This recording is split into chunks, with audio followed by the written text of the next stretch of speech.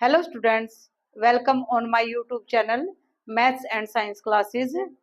आज का जो हमारा टॉपिक होगा बेटे वो होगा arithmetic progression from class 10th math. तो देखो, अर्थमेटिक प्रोग्रेशन देखने से पहले आप यहाँ कुछ टर्मोलॉजी हम देखेंगे। आप क्लास 9th लेवल तक कुछ नंबर सीख के आए हैं पैटर्न में, जैसे natural number, odd number, even number. तो ये जो नंबर्स होते हैं ये कुछ पर्टिकुलर पैटर्न में होते हैं ये नंबर। जैसे एग्जांपल देखो, हम लेते हैं पहले नेचुरल नंबर। नेचुरल नंबर में हमारे पास होता है 1 2 3 4 5 एंड सो ऑन। हम ओड नंबर का एग्जांपल देखते हैं। ओड नंबर में हमारे पास होता है 1 3 5 7 9 एंड सो ऑन। जैसे इवन नंबर का भी एग्जांपल देखते हैं हम। इवन नंबर हमारे होते हैं 2 4 6 8 10 एंड सो ऑन। इस तरह के जो पैटर्न होते हैं वहां आप देखो, यहाँ एक पैटर्न हमें दिखाई दे रहा है। वन में अगर हम एक फिक्स नंबर ऐड करें, वन में अगर हम वन ऐड करते हैं तो हमें क्या मिलता है 2। अगर 2 में भी हम 1 ऐड करते हैं तो हमें क्या नंबर क्या मिलता है 3। अगर हम 3 में भी एक पर्टिकुलर नंबर 1 को ही ऐड कर रहे हैं तो हमें क्या मिल रहा है 4। और 4 में भी हम अगर 1 ऐड कर रहे हैं तो हमें क्या मिल रहा है 5। यहाँ ऐसे यहाँ देखो, ओड नंबर में वन में हम एक नंबर ऐड किया, कितना 2, तो हमें क्या मिला 3। और 3 में भी हम वही नंबर ऐड कर रहे हैं 2, तो हमें क्या मिला 5। और 5 में भी हम वही नंबर ऐड कर रहे हैं 2, तो हमें क्या मिला 7। तो इस तरह के जो पैटर्न होते हैं बेटा, वे जो पैटर्न होते हैं उनको हम कहते हैं सीक्वेंस। यहाँ जैसे देखो, अब टू में भी एक नंबर है जो अगर हम ऐड करते हैं 2, तो हमें क्या मिला 4। अगर 4 में भी हम वही पर्टिकुलर नंबर ऐड करें तो हमें क्या मिला 6। और 6 में भी हम वही नंबर अगर ऐड करते हैं 2, तो हमें क्या मिला 8। तो इस तरह के जो पैटर्न होते हैं उनको क्या कहते हैं सीक्वेंस। अब यही देखो, नेचुरल नंबर में अगर हम नेचुरल नंबर को अगर हम लिखें इस तरीके से 1 + 2 + 3 + 4 एंड सो ऑन। तो हमने क्या किया, अब नेचुरल नंबर में आप देख रहे हो यहाँ हमने कोमा पुट किया था। यहाँ हमने क्या पुट किया, प्लस के सिंबल को, 1 + 2 + 3 + 4 एंड सो ऑन। इसी तरीके से हम देखते हैं odd number 1 + 3 + 5 + 7 and so on. अब यहाँ एक मैं आपको बेटा एक बात बताना चाहूंगी। कोई भी एग्जाम्पल अगर लिखते हैं हम, नेचुरल नंबर का अगर हम एग्जाम्पल लिखते हैं तो हम कैसे लिखते हैं 1 2 3 एंड सो ऑन, ऐसे हम डॉट डॉट डॉट डॉट कर देते हैं। लेकिन हमेशा आपको ध्यान रखना है, मैथ में अगर हम इस तरह का कोई भी एग्जाम्पल लेते हैं हमें वहां डॉट डॉट क्या शो करता है, डॉट डॉट मीन्स ये जो नंबर है ये इन्फिनिटी तक जाएंगे। एंड हम डॉट लगा देते हैं ऐसे, dot dot dot dot dot बहुत सारे। आपको सिर्फ और सिर्फ 3 ही डॉट लगाने हैं। ये डॉट हमें क्या दर्शाते हैं, and so on. And so on means अब ये नंबर इन्फिनिटी तक जा सकते हैं, तो आपको सिर्फ 3 डॉट लगाने हैं। अब 3 से ज्यादा नहीं लगाएंगे। आपको समझ आ गया होगा ये 3 डॉट एंड सो ऑन को दर्शाते हैं यहाँ पर। अब देखो यहाँ हमारी बात आती है, हमने यहाँ क्या किया, प्लस के सिंबल को पुट किया। अब जैसे मैं इवन नंबर में भी ऐसे लिखूं 2 + 4 + 6 एंड सो ऑन। तो इस तरह का जो पैटर्न हमारे पास आता है उस पैटर्न को हम नाम देते हैं सीरीज। उस पैटर्न को हम क्या नाम देंगे, सीरीज। सीक्वेंस और सीरीज से ही रिलेटेड हमारा चैप्टर है अर्थमेटिक प्रोग्रेशन। तो आपको समझ आ गया होगा सीक्वेंस क्या होते हैं, एक जो नंबर हम पैटर्न में लिख सकते हैं। सीरीज क्या होते हैं, कुछ पैटर्न वाले नंबर जिनमें हम सिंबल डालते हैं ऐड का, प्लस का सिंबल लगाते हैं। तो इस तरह के जो पैटर्न होते हैं उनको हम कहते हैं सीरीज। अब बात आती है सीक्वेंस। अब यहाँ देखो आप, सीक्वेंस अब हम पढ़ेंगे सीक्वेंस के बारे में। और सीक्वेंस में भी हम कुछ पर्टिकुलर सीक्वेंस के बारे में, पर्टिकुलर सीक्वेंस को ही हम क्या नाम देंगे, अर्थमेटिक प्रोग्रेशन। अब एग्जांपल देखो आप, हम लेते हैं ओड नंबर। ओड नंबर को लेके चलते हैं हम। देखो ओड नंबर हमारे पास क्या है, 1 3 5 7 एंड सो ऑन। आपको क्या दिखाई दे रहा है यहाँ पर? अगर मैं वन में क्या प्लस करूं? 2, तो हमें क्या मिलता है? 3। अगर 3 में भी मैं क्या प्लस करूं? 2, तो हमें क्या मिलता है? 5। अगर 5 में भी मैं 2 प्लस करूं तो हमें क्या मिलता है? 7। तो आप देखो, हर बार हम एक पर्टिकुलर नंबर को ही ऐड कर रहे हैं, हर बार हम एक पर्टिकुलर नंबर को ही ऐड कर रहे हैं। तो इस तरह के सीक्वेंस जहां आपको एक पर्टिकुलर नंबर का ऐड या डिफरेंस, अब हम देखेंगे डिफरेंस कैसे।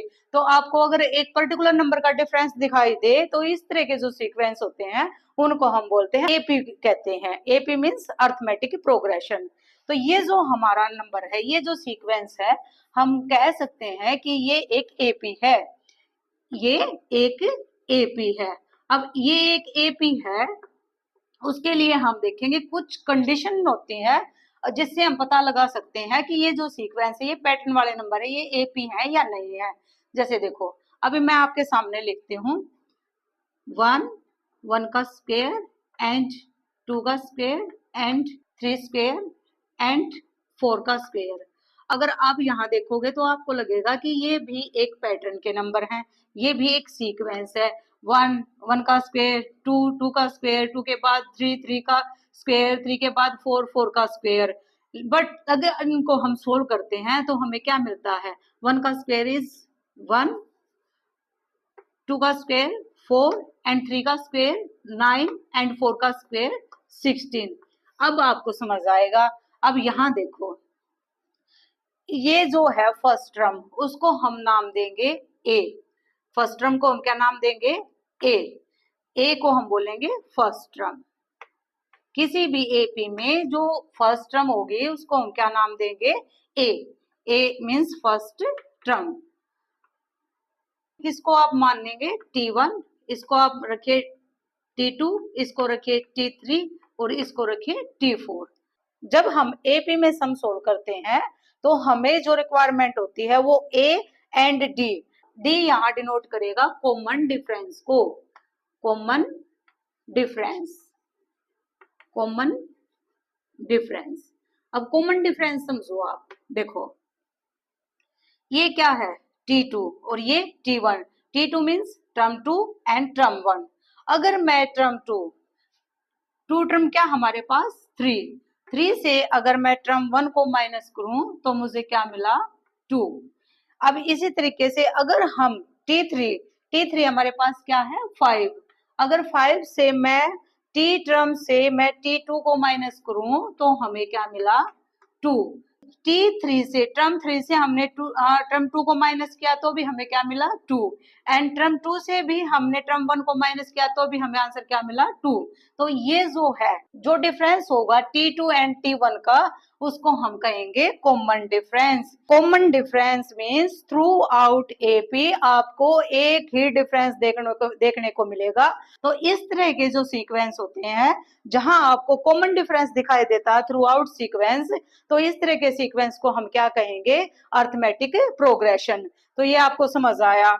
अब यहाँ देखो, अगर यहाँ भी हम इसको सोल्व करें, ये क्या हमारा?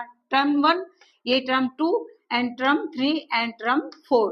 अब यहाँ देखो, आप कॉमन डिफरेंस निकाल के, T2 क्या हमारे पास? 4 से हमने T1 को माइनस किया तो हमारे पास बचा 3। अब T3 क्या हमारे पास? 9 और 9 से हमने क्या माइनस किया? 4 T2 को, तो हमारे पास कॉमन डिफरेंस क्या आया? 5।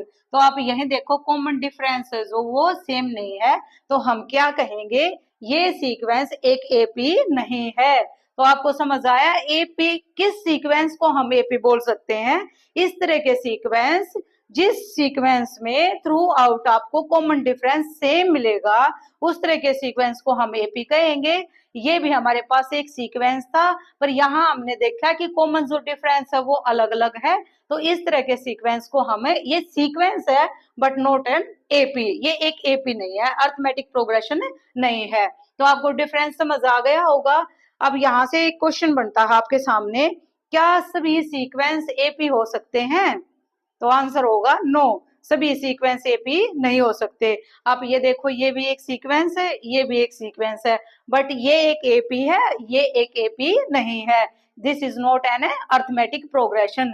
तो सभी सीक्वेंस है जो वो एपी नहीं हो सकते, बट ऑल एपी, सभी अर्थमेटिक जो प्रोग्रेशन होंगी वे सीक्वेंस हो सकते हैं। आपको एक क्वेश्चन यहाँ से समझ आ गया होगा। अब देखो, आपको एपी एंड सीक्वेंस में जो डिफरेंस है वो निकालना आ गया। एपी में हम क्या देखेंगे, एपी में हम देखेंगे थ्रू आउट जो सीक्वेंस है जो डिफरेंस क्या होना चाहिए, कॉमन, तो हम कहेंगे कि वो एक एपी है। अब एपी अगर आपको समझ आ गया तो अब देखो आप, जो फर्स्ट टर्म है, फर्स्ट टर्म को हम क्या कहेंगे, ए। फर्स्ट टर्म को हम कहेंगे ए से डिनोट करेंगे। और जो कॉमन डिफरेंस, कॉमन डिफरेंस बेटा आपको समझ आ गया होगा, T2 से हम माइनस करके देखेंगे क्या, T1। अब T2 यहाँ क्या था, 3, 3 माइनस 1 इज इक्वल टू 2। और T3 से अगर हम माइनस करके देखें T2 तो हमें क्या मिला, 5 माइनस 3 इज इक्वल टू 2। तो देखो आप कॉमन डिफरेंस है जो दोनों जगह आपको 2 दिखाई दे रहा है। कॉमन डिफरेंस अगर इक्वल है तो हम कहेंगे ये एक एपी है। कॉमन डिफरेंस को हम डिनोट करेंगे डी से। तो कॉमन डिफरेंस आपको समझ आ गया। कॉमन किसी भी एपी में कॉमन डिफरेंस निकालने के लिए सिर्फ आप टर्म, ये दो तीन टर्म को ही माइनस करके देखें, वहीं से आपको पता चल जाएगा ये एपी है या नहीं है। ये हमारे पास 1 3 5 7, यहीं से आप समझो टर्म 1 को हमने क्या बोला, ए। टर्म 1 को हमने क्या बोला, ए। अब जो T2 है, T2 को हम क्या लिख सकते हैं, T2 को हम लिख सकते हैं, अगर टर्म 1 में, टर्म 1 हमने किसको माना, ए को, अगर इसमें हम कॉमन डिफरेंस, और कॉमन डिफरेंस को हमने किससे ऐड किया था, डी से, अगर यहाँ मैं कॉमन डिफरेंस ऐड कर देती हूँ तो हमें क्या मिल जाता है, T2। अब देखो T2 को मैं क्या लिख सकती हूँ, T2 कॉमन डिफरेंस, ए हमारे पास क्या था 1 एंड कॉमन डिफरेंस हमारे पास क्या था 2। तो देखो T2 आया हमारे पास, टर्म 2 आई क्या 3। तो टर्म 2 को हम लिख सकते हैं a plus D, a term 1 and D common difference. अब बात आती है टर्म 3। अब टर्म 3 को हम क्या लिख सकते हैं, देखो ध्यान से, यहाँ ये क्या है मेरे पास, अब देखो a प्लस डी, ए क्या है हमारे पास 1 एंड डी क्या हमारे पास कॉमन डिफरेंस। अगर ये मैं सेकेंड टर्म में, सेकेंड टर्म हमने किसको माना, ए प्लस डी को, अगर सेकेंड टर्म में मैं कॉमन डिफरेंस को ऐड करूं तो मुझे क्या मिलेगा, 2 2 4 एंड 1 5। तो देखो टर्म 3 हमें मिली या नहीं मिली। तो टर्म जो 3 है उसको हम क्या लिख सकते हैं, ए प्लस डी। अब डी प्लस डी ये मिलके क्या हुआ 2d, 2, इसको हम क्या लिखेंगे 2d। तो देखो आप टर्म 3 को आप क्या लिख सकते हो, a प्लस 2d। इसी तरीके से आप देखिए टर्म 4 को हम क्या लिख सकते हैं, अभी हमने क्या सीखा, टर्म 3 को मैं क्या लिख सकती हूँ, a प्लस 2d। अगर टर्म 3 में मैं कॉमन डिफरेंस ऐड कर दूं तो मुझे क्या मिलेगा, अब देखो a plus 2 into 2, common difference क्या है 2 एंड डिफरेंस क्या हमारे पास 2। अगर मैं इसको सोल्व करूं, a की वैल्यू क्या हमारे पास 1, अगर इसको हम सोल्व करें तो 2 2 जा 4 प्लस 1 प्लस 2, ये हमें क्या मिली वैल्यू 7। तो देखो टर्म 4 को हम क्या लिख सकते हैं, टर्म 4 की वैल्यू मिली हमें 7, यहाँ देखो क्या थी आपके पास 7। तो अब इसको हम क्या लिख सकते हैं, ये हमारे पास 2d और ये हमारे पास 1d। अब 2d और 1d मिलके क्या बना 3d। तो टर्म 4 को मैं क्या लिख सकती हूँ 3a प्लस 3d। तो इतना आपको समझ आया बेटा। देखो T2 को हम लिख सकते हैं a plus D, a plus D की वैल्यू कितनी 3। और T1 को हम क्या लिख सकते हैं, T1 को मैंने बताया था आप a लिख सकते हो। यहाँ से देखो आपको कुछ पैटर्न समझ आया होगा। टर्म 1 को हमने क्या लिखा a, और टर्म 2 को हमने क्या लिखा a प्लस डी। अगर टर्म 1 में मैं कॉमन डिफरेंस ऐड कर दूं तो मुझे क्या मिलेगा टर्म 2। टर्म 1 क्या है a, कॉमन डिफरेंस क्या है 2, अगर हम इसको ऐड करते हैं तो हमें क्या मिलता है टर्म 2 की वैल्यू। तो देखो टर्म 2 को हम लिख सकते हैं a प्लस डी। अब एक बार फिर समझे टर्म 3, टर्म 3 को मैं क्या लिख सकती हूँ a प्लस, अभी मैंने आपको समझाया था a plus D plus common difference. तो ए कॉमन डिफरेंस और डी मिलके हमारे पास क्या हुआ 2d। तो टर्म 3 को हम लिख सकते हैं a plus 2d। a plus a की वैल्यू क्या है 1 प्लस 2 इंटू कॉमन डिफरेंस की वैल्यू क्या है 2। तो 2 2 जा 4 और 1 है 5। तो ये वैल्यू हमारे पास क्या आई 5। टी टर्म की वैल्यू क्या हमारे पास 5। तो इसी तरीके से T4 को हम लिख सकते हैं a प्लस 3d। T4 की वैल्यू क्या है 7। तो यहां से आपको एक पैटर्न दिखाई दे रहा होगा बेटा, ये तो आपको याद करना है। T1 को हम लिख सकते हैं a, T2 को लिख सकते हैं हम a प्लस डी। यहाँ आप देखो जो टर्म 3 है उसको निकालने से पहले हम क्या देख रहे हैं, यहाँ पर हमें दिखाई दे रहा है a प्लस 2, यानी जो टर्म हम लेके चले हैं 3 उससे एक कम इंटू डी। अब टर्म 4 में भी देखो आप a प्लस टर्म कौन सी है ये 4, उससे एक कम इंटू डी। अब यहां से देखो अगर मैं आपसे बोलूं कि इसी एपी की आप कौन सी टर्म निकाल के दिखाएं 10th टर्म, इसी एपी की आप 10th टर्म निकाल के दिखाए, तो अभी हमने फॉर्मूला क्या बनाना सीखा a प्लस जिस भी टर्म की हम बात कर रहे हैं उससे एक कम 1 लेस देन क्या हुआ 9 इंटू डी। तो आप देखो यहाँ पर टर्म 10 जो निकालेंगे a की वैल्यू क्या हमारे पास इस एपी की 1 प्लस 9 इंटू डिफरेंस क्या था हमारे पास 2। तो अगर इसको हम सोल्व करेंगे तो 9 2 जा 18 और 1 19, यानी जो 10th टर्म जो होगी हमारी वो क्या आएगी 19। तो यहाँ से आपको अगर फॉर्मूला समझ आ गया होगा, इस एपी को अगर हम ऐसे ही ले आगे बढ़ाते रहे T4 T5 T6 T7 T8, अगर मैं यहाँ लिखती हूँ Tn means nth term means किसी भी एपी की लास्ट टर्म। एक और बात देखो बेटा, यहाँ अगर आपके पास एपी इस तरह की है कोई 1 2 3 4 एंड सो ऑन ऐसे करते हैं, आपको मिला यहाँ पर 50। अगर इस तरह की कोई एपी है आपको लास्ट टर्म दे रखी है तो उसको हम बोलते हैं फाइनाइट एपी। उसको क्या बोलते हैं फाइनाइट एपी। अगर लेकिन आपके पास इस तरह की कोई एपी है एंड सो ऑन, ये हमें नहीं पता कि लास्ट टर्म क्या है, तो इस तरह की जो एपी होगी उसको बोलेंगे infinite AP. Infinite AP means हमें इसके लास्ट टर्म का नहीं पता, बट जो फाइनाइट एपी होते हैं उसकी हम अगर लास्ट टर्म हमें पता है तो उसको हम बोलते हैं फाइनाइट टर्म। ये मुझे याद आ गया था तो मैंने ये आपको बता दिया फाइनाइट और इनफाइनाइट टर्म जो है क्या होते हैं। अब बात करते हैं हम अपनी nth टर्म की। nth टर्म को हम क्या लिख सकते हैं, देखो अभी हमने फॉर्मूला क्या सीखा था, nth टर्म क्या होती है a plus n mean last, यानी लास्ट टर्म उसे 1 लेस देन इंटू डी। तो यहाँ देखो आपके सामने ये जो फॉर्मूला आपका तैयार हुआ है वो क्या हुआ है tn मीन्स nth टर्म का आपके सामने फॉर्मूला बन के तैयार हो गया, ये आपको समझ आ गया होगा। tn last term, a plus last term को क्या मानना है हमने n।